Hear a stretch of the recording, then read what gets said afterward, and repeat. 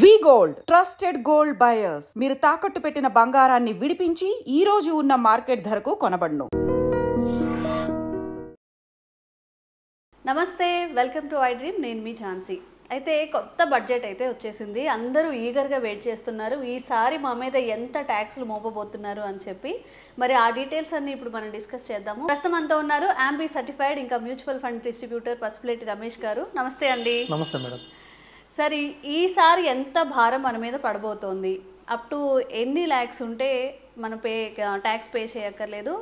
ఎక్కువగా ఈసారి ఎవరెవరికి ట్యాక్స్ ఎక్కువగా ఛార్జ్ చేస్తున్నారు? డెఫినెట్గా అండి. అంటే యాక్చువల్గా ఈసారి భారం మోపలేదు, రిలాక్సేషన్ ఇచ్చారు. శుభవార్తే అంటారా అయితే మా అందరికీ? డెఫినెట్గా. ఓకే. సో నిర్మలా సీతారామన్ గారు చెప్పిన తర్వాత కూడా మోడీ గారు కూడా ప్రసంగం చేశారు, ఇదంతా మీకు డబ్బులు చాలా సేవ్ అవుతున్నాయి, ఈ డబ్బుల్ని మీరు ఇన్వెస్ట్ చేయండి. ఓకే.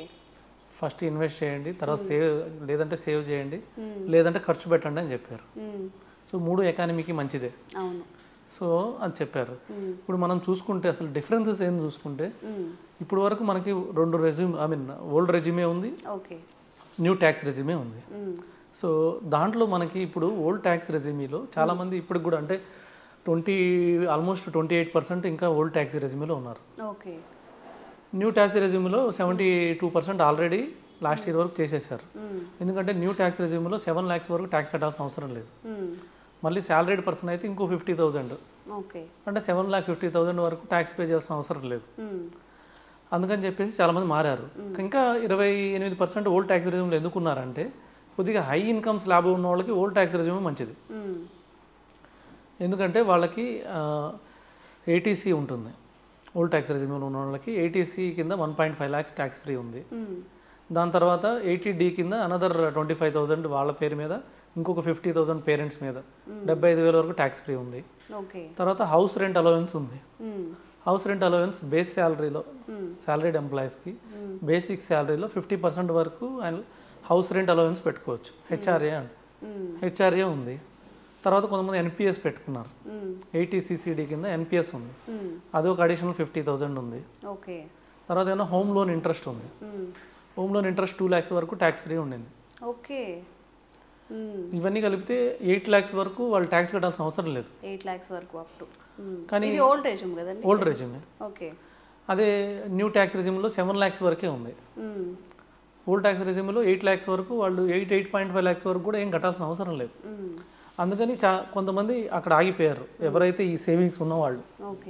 అంటే చాలామందికి ఏటీసీ ఫుల్ అయిపోయి ఉంటుంది 1.5 lakh, తర్వాత 80D ఫుల్ అయిపోయి ఉంటుంది, తర్వాత 80CCD అదే ఎన్పిఎస్ కూడా నేషనల్ పెన్షన్ స్కీమ్ కూడా తీసుకుని ఉన్నారు ట్యాక్స్ కోసం, కొద్దిగా హై ఇన్కమ్ స్లాబ్లో ఉన్నవాళ్ళు. తర్వాత వాళ్ళకి హోమ్ లోన్ ఇంట్రెస్ట్స్ ఉంటాయి.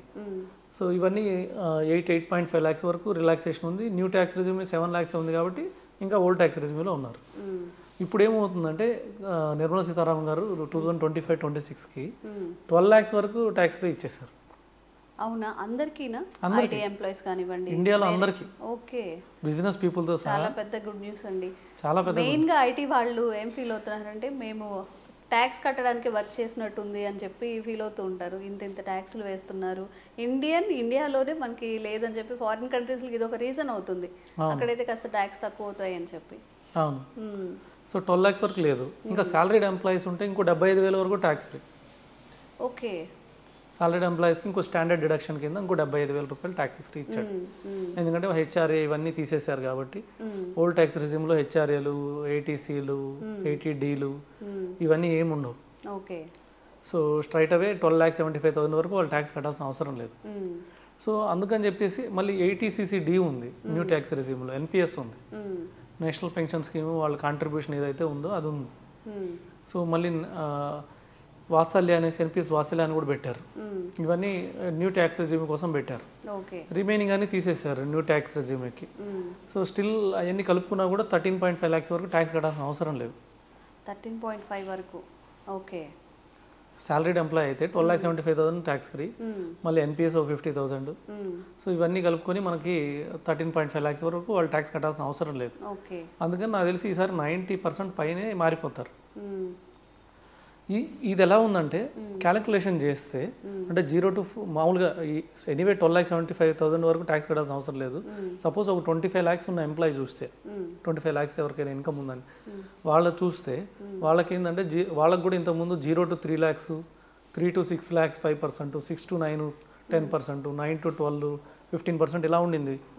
అంటే న్యూ ట్యాక్స్ రెజ్యూమ్ని మొన్నటిదాకా ఈ బడ్జెట్ వరకు.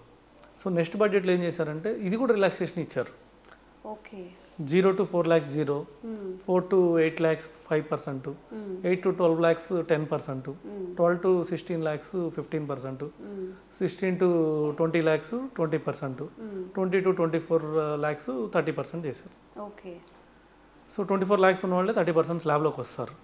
సో వాళ్ళకి ఎనీవే 25 lakhs క్యాలిక్యులేట్ చేసుకున్నా కూడా వాళ్ళకి కూడా కొత్త ట్యాక్స్ రెజ్యూమే బెనిఫిట్ ఉంది, వాళ్ళకి ట్యాక్స్ ఎక్కువ మిగులుతుంది. So with compare to old resume.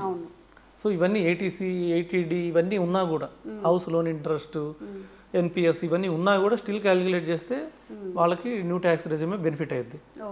ఎవరైతే సపోజ్ 60 lakhs ఇన్కమ్ ఉన్నారనుకో, యాక్చువల్గా 35 lakhs వరకు కూడా న్యూ ట్యాక్స్ రెజ్యూమే బెటర్.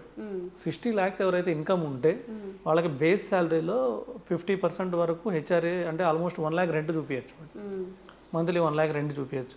తర్వాత మళ్ళీ ఏటీసీ చూపించచ్చు, ఏటీడీ చూపించచ్చు, మళ్ళీ హోమ్ లోన్ ఇంట్రెస్ట్ చూపిస్తే వాళ్ళకి కొంచెం ఓల్డ్ ట్యాక్స్ రెజ్యూమే ఉపయోగపడవచ్చు. ఎవరైతే 60 lakhs ఇన్కమ్ ఉన్న వాళ్ళకి ఓల్డ్ ట్యాక్స్ రెజ్యూమే ఉపయోగపడవచ్చు. ఈ లోపల ఉన్న వాళ్ళందరికీ న్యూ ట్యాక్స్ రెజ్యూమే ఉపయోగపడుతుంది. నెక్స్ట్ ఇయర్ నుంచి డెఫినెట్గా 60 lakhs బిలోనే 90% ఉంటారు. ఓకే ఇప్పుడు ఓన్ బిజినెస్ కానీ ఎంటర్ప్రినర్స్ కానీ వాళ్ళకి ఎలా? వాళ్ళకి కూడా సేమ్ అప్లికబుల్. వాళ్ళకి ఏంటంటే 75,000 స్టాండర్డ్ డైరెక్షన్ ఉండదు అంతే బిజినెస్ పీపుల్కి. ఓకే సేమ్ ఇవన్నీ అప్లికబుల్ అవుతాయి? ఇవన్నీ అప్లికబుల్. ఓకే కానీ ఇంతకుముందు 18% కదా ఒక పర్ ఇయర్ వాళ్ళ ఇన్కమ్ మీద 18% పే చేయాలి. అవును.